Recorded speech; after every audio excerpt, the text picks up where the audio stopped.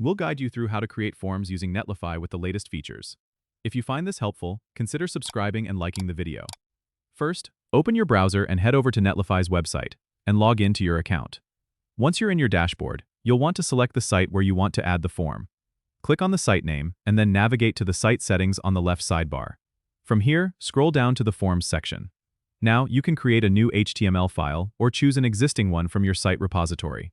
Open your HTML file in a code editor and create a form using standard HTML form tags like form, input, and label. To enable Netlify forms, you need to add a specific attribute. Inside the opening form tag, type data-netlify equals true. This attribute tells Netlify to process the form submissions. Make sure you give your form a name using the name attribute, like name equals contact, as this will help you identify the form in your Netlify dashboard.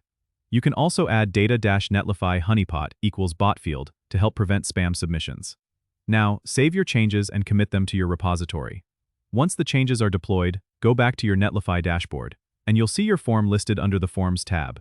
Here, you can view submissions, download them as CSV, and even set up notifications to alert you when new submissions arrive. Remember, you can customize your form further by using custom fields and validation, but this setup will get you started quickly and efficiently. Don't forget to subscribe and comment if this helped you out.